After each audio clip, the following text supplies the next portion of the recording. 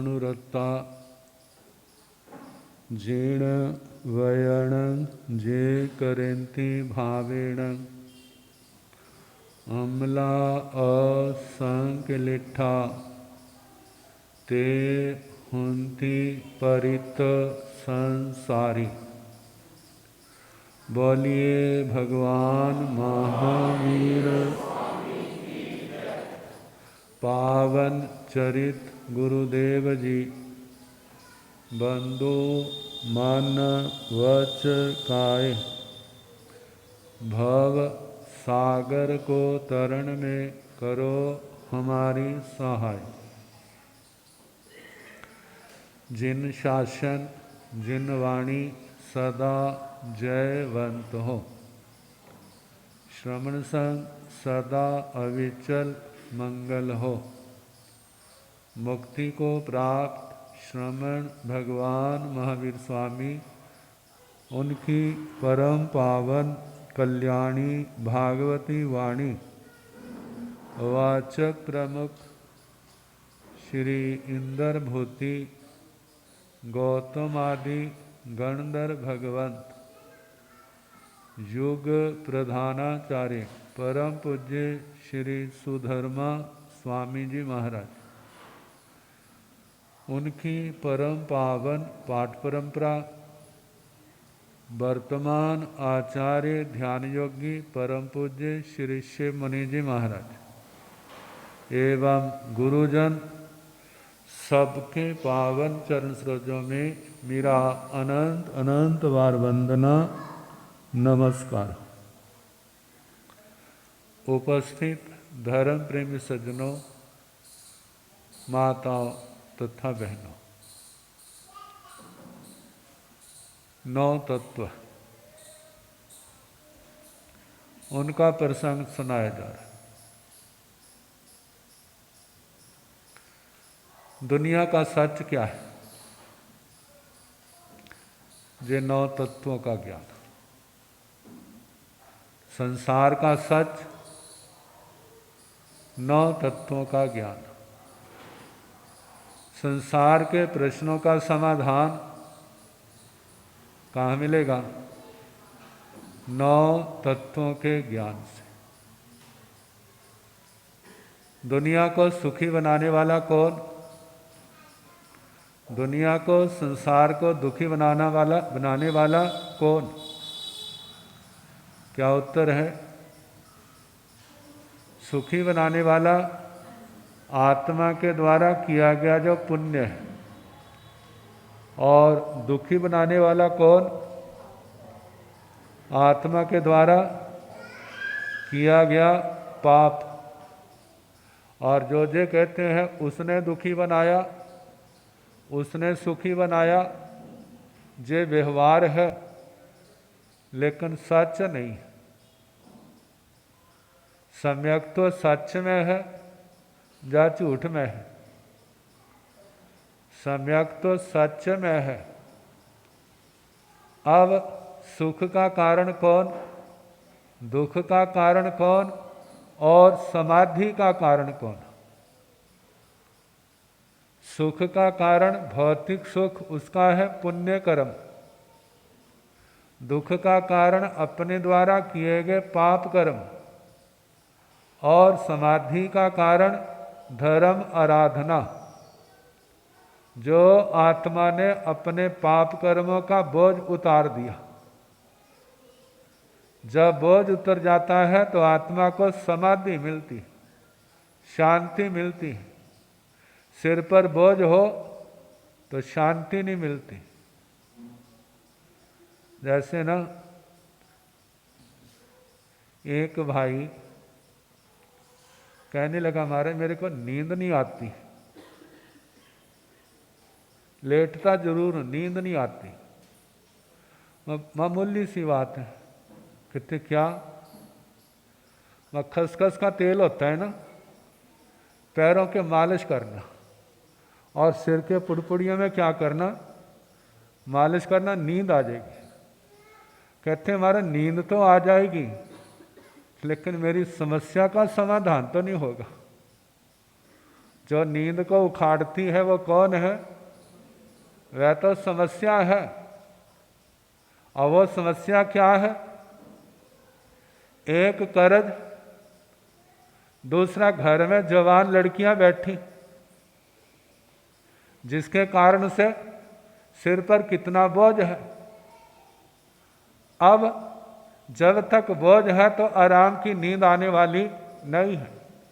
और वह सोचे मैं शांति से बैठ जाऊंगा, वो भी संभव नहीं है। हाँ, जिस दिन उसका कर्ज उतर जाएगा, लड़कियां अपने स्थान पर पहुंच जाएंगी, फिर कहेंगे क्या घोड़े बेच के सोएगा? फिर नींद आराम की आएगी, क्योंकि बोझ उतर गया। ऐसे आत्मा के ऊपर बोझ किसका है? कर्मों का। कितना बोझ है जिसका कोई आर पार नहीं। उसको उतारने का रास्ता कौन सा है?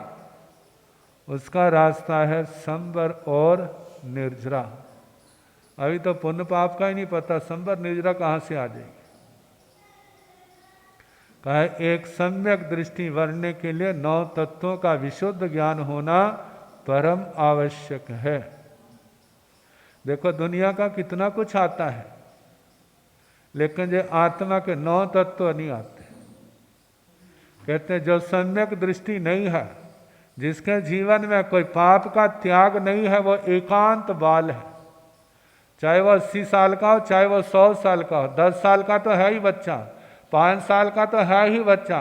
यदि वह 90, 100, 110 साल का भी है तो भी शास्त्र की दृष्टि से क्या है? वो बाल है, बच्चा।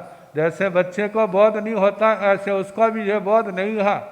चाहे उसने 100 साल व्यतीत कर लिया है, लेकिन पुण्य कैसे बनता है, पाप कैसे बनता है, पुण्य का फल क्या होता है, पाप का फल क्या होता है, इससे छुटकारा कैसे पाया जा सकता है, इसकी जानकारी नहीं है। कहते दुनिया की जानकारी आत्मा को संसार से नहीं तार सकती। जो धर्म की, जो तत्व की जानकारी है, जो तारेगी तो नहीं, लेकिन रास्ता दिखा देगी। जो तारेगी नहीं, क्योंकि ज्ञान प्रकाश करता है, जो व्यक्ति को उठा के मोक्ष में नहीं पहुंचाता। लेकिन जब तक रास्ता नहीं पता, मार्ग का नहीं पता, तो व्यक्ति वहां पहुंच भी नहीं सकता। तो मार्ग का ज्ञान किससे होगा? वो होगा इस जानकारी से।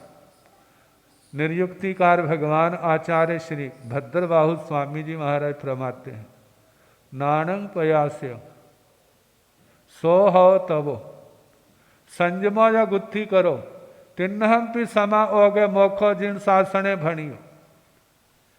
कहते नाणं पयास्य ज्ञान प्रकाश करने वाला है। जैसे आपने घर के अंदर लाइट तो कर ली, देखा कूड़ा भरा हुआ है, लाइट ने आपको कूड़ा दिखा दिया है, मिट्टी कट्टा दिखा दिया है, लेकिन उसने साफ, लाइट ने साफ नहीं करना। साफ कौन करेगा? साफ करने के लिए तो उसको स्वयं कमर कसनी पड़ेगी, या किसी और को निर्देश देना पड़ेगा, तब वो झाड़ू लेगा, नाक मुंह बंद करेगा, फिर उसके बाद साफ करेगा तो कूड़ा साफ होगा। और मानो पुराना कूड़ा निकाला, हवा चल रही है, नया कूड़ा और आ गया, और मिट्टी कट्टा आ गया। अब नया आए ना, पुराना निकाले, नया कैसे नहीं आएगा? खिड़कियां बंद करनी पड़ेगी, हवा का रुख देखना पड़ेगा, उसके अनुसार सफाई करनी पड़े, फिर होगा। तो कहा लाइट ने कूड़ा तो दिखा दिया, लेकिन उसने निकालना नहीं। सो हो तब। अब कूड़े को दूर करने वाला कौन है? वो व्यक्ति है, व्यक्ति का पराक्रम है। तो जहां पर बताया है कर्मों के कूड़े को साफ करने वाला, वो आत्मा के द्वारा किया गया तप है। संजमो या गुत्थी करो, नया कूड़ा ना आए। ऐसे वहां तो खिड़कियां बंद की, लेकिन जहां आत्मा के अंदर आश्रव द्वारों को बंद करना होगा, कर्म आने के रास्ते को बंद करना होगा। और वह कैसे बंद होंगे? वे होंगे संयम के द्वारा, पाप कर्मों के प्रत्याख्यान के द्वारा वो बंद होंगे। जब तिन्नहम भी समा होगे, जब तीनों चीजें इकट्ठी हो जाएंगी, मोक्षो जिन शासने भणियो, जिन शासन में ऐसे मोक्ष का है। मोक्ष किसी की कृपा का फल नहीं है, मोक्ष किसी की दी हुई सौगात नहीं है। गुरुजन भगवान रास्ता दिखाते हैं, उनकी बात जिनकी समझ में आ जाती है वो उसके अनुसार चलते हैं, तो एक दिन अपने बल पराक्रम से क्या होते हैं, संसार को पार कर जाते हैं। और जो हाथ जोड़े खड़े रहते हैं, आप दोगे तो हम जाएंगे, आप दोगे, आप कृपा करो, आप कृपा करो, कहाँ फिर देखते रहना, ऐसा कुछ नहीं होगा। तो बताया जा रहा है 3 तत्वों का वर्णन सुना दिया। अब चौथे का नंबर है, वो क्या है, पाप। कल हम प्राणातिपात के संबंध में सुना रहे थे। कहते हैं हिंसा 1 इंद्रिय की भी होती है, 2 इंद्रिय की भी होती है, 3 इंद्रिय की भी होती है, 4 की भी होती है, 5 की भी होती है। लेकिन क्रम छोड़ने का है। कोई तो ऐसा 5 जातियों की हिंसा एकदम एक बार में छोड़ देता है, लेकिन जिनके अंदर इतनी क्षमता नहीं है तो उनके लिए पहला निर्देश क्या है, 5 इंद्रिय जीवों की हिंसा का त्याग। फिर उसके आगे 4 इंद्रिय जीव, फिर 3 इंद्रिय जीव, फिर 2 इंद्रिय जीव, फिर उसके बाद चलते चलते 1 इंद्रिय जीवों की भी हिंसा का क्या करे, परित्याग करे। हमारे धर्म क्रिया क्या है, हमारे धर्म क्रिया धर्म स्थानों में जा कर के बार बार मत्था टेकना, ये क्या है, ये केवल वंदना का सिस्टम तो है, इससे रास्ता मिलता है, लेकिन जहाँ से धर्म क्रिया नहीं है। धर्म क्रिया है पाप का त्याग करना। देखो आप मंदिरों में जाते हैं, दूसरे स्थानों में जाते हैं, वहाँ पर कोई प्रक्रियाएं हैं। हमारे धर्म ध्यान की प्रक्रिया क्या है, हमारे धर्म ध्यान की प्रक्रिया है आप पाप कर्म का त्याग करो। किसका करो, पाप कर्म का आप त्याग कर रहे हैं तो वो क्या है, आप धर्म कर रहे हैं। और यदि पाप कर का त्याग नहीं किया है तो आप पाप नहीं करते हुए भी पाप कर रहे हैं। कैसे कर रहे हैं, क्योंकि पचखान तो नहीं है, बिना पचखान के अपचखानी क्रिया लग रही है, अविरति का आश्रय खुला है। तो इसलिए हमारे कहा जाता है आपकी जागरूकता इसमें है, पहले पाप को जानो, पाप कैसे लगता है, फिर उसके बाद पाप कर्म का परित्याग करो। जितना आप पाप कर्म का परित्याग करते जाएंगे उतना आपके जीवन में संयम आएगा। जितना संयम आएगा उतना आने वाले पाप कर्म क्या होंगे, पाप कर्म रुकेंगे। और उसके बाद जिस समय संबर पूर्वक, एक होती है आश्रय के साथ तपस्या, एक होती है संबर के साथ तपस्या। आश्रय के साथ जो तपस्या है वो तो ऐसी है, कर्ज ले भी रहे हैं और वापिस भी कर रहे हैं, कर्ज ले भी रहे हैं और वापिस भी कर रहे, चलता है, लेने देने का हिसाब चल रहा है। साहूकार भी खुश है और कर्ज लेने वाला भी क्या, उसके काम हो रहे हैं और उसका ब्याज आ रहा है, दोनों के कर ठीक चल रहे हैं।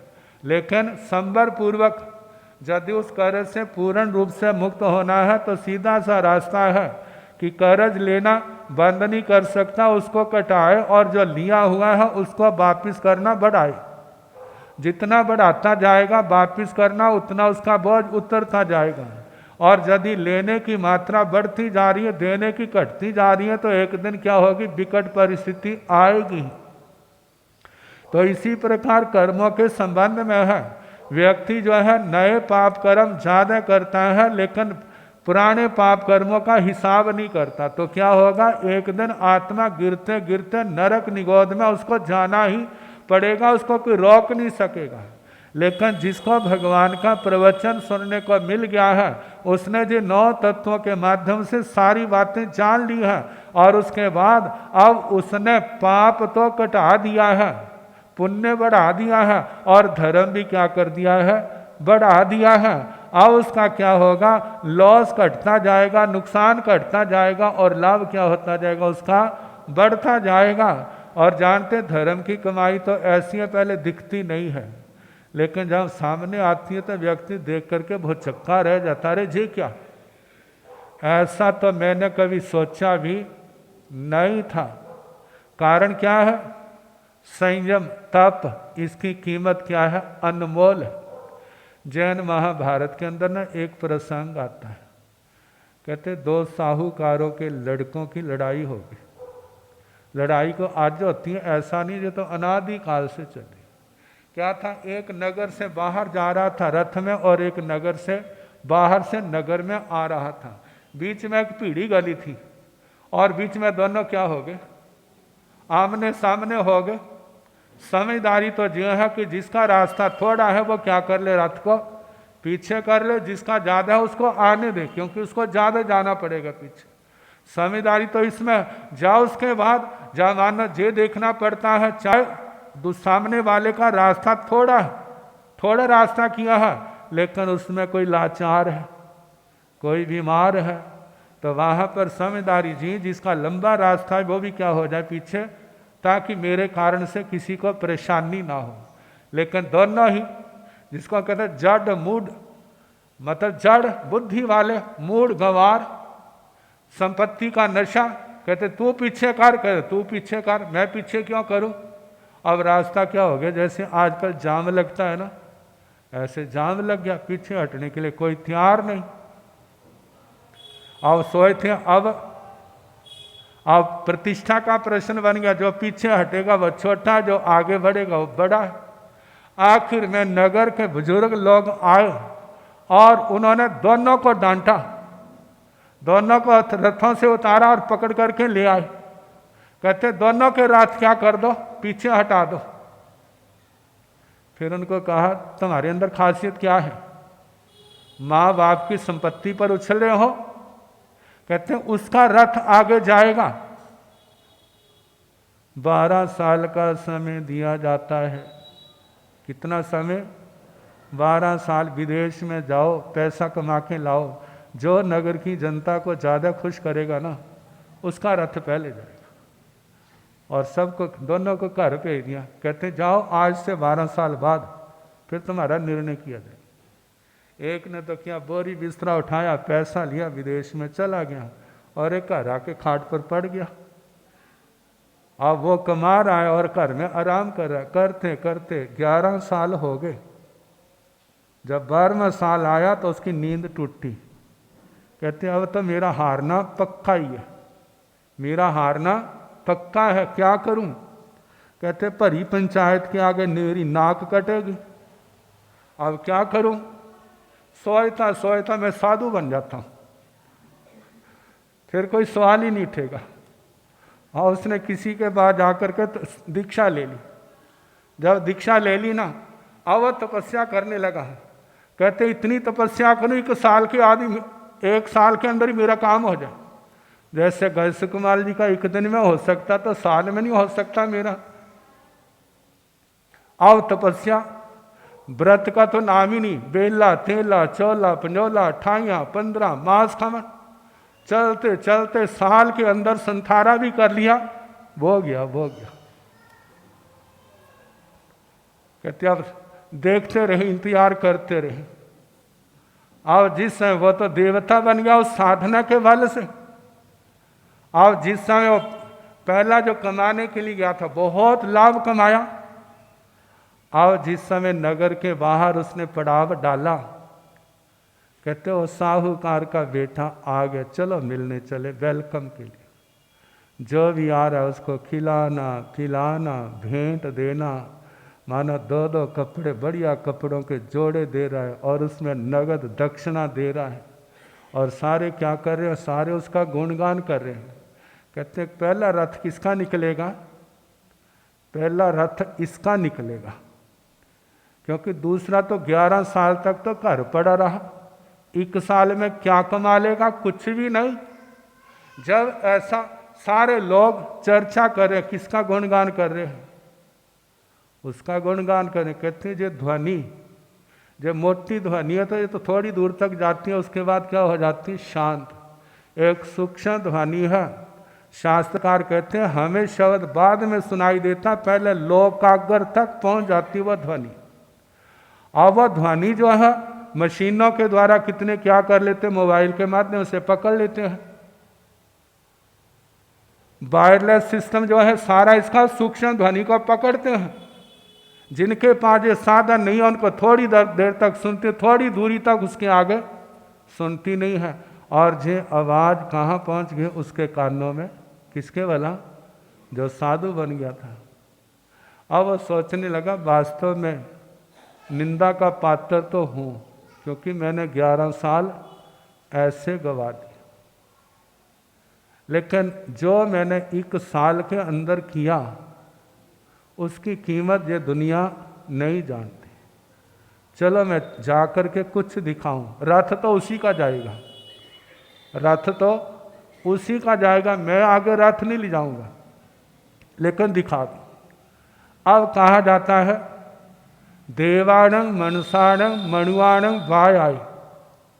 मनुष्यों के काम जवान से होते हैं और देवताओं के मन से होते हैं।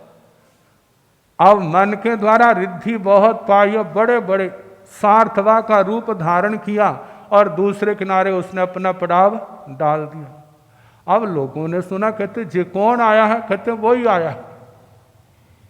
अब वही सेठ का रूप धारण किए हुए, अब जो भी आ रहा है, जो जो पहले नहीं दिया था उससे 10-10 गुना उसने क्या कर दिया। अब जानते हैं दुनिया किसकी है भला? जैसे इलेक्शन होते हैं ना, एक ने तो क्या दिया, घी के देसी घी के टीन बांटे, और दूसरा आया उसने सोने की चैने बांटना शुरू कर दी। अब पहले तो घी के टीनों वालों का क्या करे, गुणगान करे, हम इसको वोट देंगे, इसको वोट देंगे, और मोटी मोटी चैने देने वाला जिस समय आ गया, कहते उनको उसने कौन सा देखना है, जिस समय वोट डालेंगे उस समय तो हम देखेंगे, जाओ देख लेने वाला होगा वो, बस वोट तो आपकी पक्की है। और रातों रात ही सारा क्या कर देते हैं, नक्शा बदल देते। अब जब उसने खुले हृदय से बांटा है, सारे नगर का क्या हो गया, नक्शा बदल गया। और अगले दिन जब पंचायत बैठी, कहते निर्णय करो कौन जीता कौन हारा, और सारी पंचायत ने क्या निर्णय कर दिया, कौन जीता, दूसरे वाला जीत गया। कहते ले रथ पर बैठ और आगे चल, अब तेरा चलेगा। कहते मैं नहीं बैठूंगा। कहते क्यों नहीं बैठेगा? कहते इसको बिठाओ। किसको बोला? जो जो मेरा दूसरा भाई है ना, इसको बिठाओ, इसका रथ आगे चलाओ। कहते जो उसी समय कह देते इतना बखेड़ा क्यों पड़ता, जो उसी समय जो कह देते पीछे हट जाते तो इतना बखेड़ा क्यों पड़ता। कहते उस समय हम बच्चे थे। उस समय क्या थे? बच्चे थे। 12 साल के बाद तो दुनिया बदल जाती है, बदलती है नहीं बदलती है। एक छोटा सा बच्चा भी क्या होता, बड़ा होके कैसे भागता गलियों में।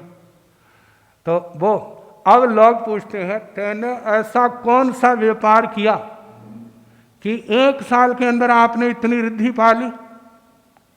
और उसने अपना असली स्वरूप प्रकट किया। कहते मैं तो अपना जीवन छोड़ चुका हूं, मैंने 1 साल विशुद्ध संयम पाला और भावपूर्ण करके मैं क्या बना हूँ, देवता बना।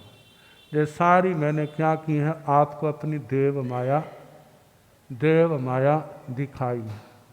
बस इसको करो। मेरे को बहुत गौरव मिल गया। कितना बड़ा गौरव, इस मनुष्य जीवन से उठ करके देवलोकों में मेरे को स्थान मिल गया। तो कहने का मतलब जब धर्म आराधना व्यक्ति सच्चे हृदय से करता है, जितनी आराधना उसकी विशुद्ध होगी उतना स्थान उसका ऊंचा होगा। इसलिए शास्त्रकार कहते हैं नियम व्रत जो भी है जितना विशुद्ध पालोगे आपका क्या होगा, आपकी आत्मा का उत्थान उतना ही ज़्यादा होगा। इसलिए सदा ध्यान रखो, प्रमाद को छोड़ो, नियम व्रत पाप कर्मों का प्रत्याख्यान तप संयम शास्त्र स्वाध्याय जितनी भी साधनाएं हैं और कुछ नहीं आता, नवकार मंत्र पढ़ो। आप 18 पाप कर्मों का त्याग किया है और कुछ नहीं आता तो सामायिक लेकर नवकार मंत्र पढ़ते रहो, वो भी तुम्हारा समय क्या होगा, बहुत सार्थक होगा। ऐसे बढ़ते बढ़ते मानो दिन की 1 समायिक करें तो 30 दिन में कितनी होगी, साल में कितनी होगी, 10 साल में कितनी होगी, 50 साल में कितनी समायिकें होगी। वो एक जैसे बचाया हुआ 1-1 रुपया, पहले तो कहते हैं 1-1 पैसा, अब तो पैसा तो किसी की एक जेब में भी नहीं होगा। है किसी की जेब में एक निक्का पैसा, शायद रुपया भी ना हो, क्योंकि इतना माया की कीमत घट गई, कहाँ से कहाँ पर पहुँच गए हैं। बच्चे को पहले पैसा देते थे, एक निक्का पैसा, वो खुश हो जाता था, और आजकल दो तो भिखारी को 1 रुपया दो ना, कहते सेठ जी आपके पास नहीं है तो मेरे से ले लो, लेकिन 1 रुपया देके मेरे को शर्मिंदा ना करो। मतलब पैसे की कितनी कीमत क्या हो गई है, घट गई है। लेकिन कहा एक एक समायिक रोज की करें तो आपका कितना जीवन धर्म ध्यान में गया है। जय ही समायिक का जीवन जो है आपके लिए, जब दुनिया के सारे सहारे छिन जाएंगे ना, उस समय जो तुम्हारे को सहारा देने वाला होगा। कहा गुरुओं का कहना मानना है तो गुरुजन आपका हाथ पकड़ेंगे, और गुरुओं का कहना नहीं मानना है तो उनको भी बोझ ऐसे उठाना नहीं है। तो कहा जाता है ये 18 पाप। पहला पाप कौन सा है? प्राणातिपात। इसमें प्राथमिकता सारे पापों का त्याग करो। सारे का नहीं कर सकते तो जितना ज़्यादा से ज़्यादा कर सकते हैं करो। हमारे परिवार के एक संत थे पूज्य श्री अमर मुनि जी महाराज। एक तो थे ना श्री उत्तर भारतीय प्रवर्तक पूज्य श्री अमर मुनि जी महाराज। जे श्री अमर मुनि जी महाराज, इनके गुरुजी का नाम था परम पूज्य गणावच्छेदक श्री राम स्वरूप जी महाराज, जिनकी समाधि नाभा में और इनकी समाधि है पटियाला में। तो इन्होंने मिशन चलाया था कि लोगों का मांस श्राव छुड़ाना है। तो अपना सुबह नाश्ता वगैरह लेकर के ना सड़क के किनारे खड़े हो जाते। जो भी कोई व्यक्ति आता इतना इशारा करता, कहते मैं फ़कीर हूँ, आपसे कुछ मांगता हूँ। कहते महात्मा जी बोलो क्या चाहिए? कोई जेब में हाथ डाल, वो सोचते पैसा मांगता होगा। पैसा निकाल के लो महात्मा जी। कहते ना भाई मेरे को जे नहीं चाहिए। आपको क्या चाहिए? कहते मैं चाहता हूँ आप मीट अंडा शराब छोड़ दो। कहते ये तो बड़ा मुश्किल काम है। कहते मेरे को और तो कुछ नहीं चाहिए। कहते ना जैसे भिखारी कहते परमात्मा के नाम का, भगवान के नाम का 1 नोट दोगे तो तुम्हें कितना मिलेगा? लाख मिलेगा, 10 लाख। इससे बढ़िया और कौन सा व्यापार हो सकता है भला? जो व्यापार आप दुकानों पर करते हैं उसके तो 1 के 10 नहीं मिलते, और जहाँ पर 1 का लाख, 10 का 10 लाख। कहते भगवान के नाम का आप छोड़ दो।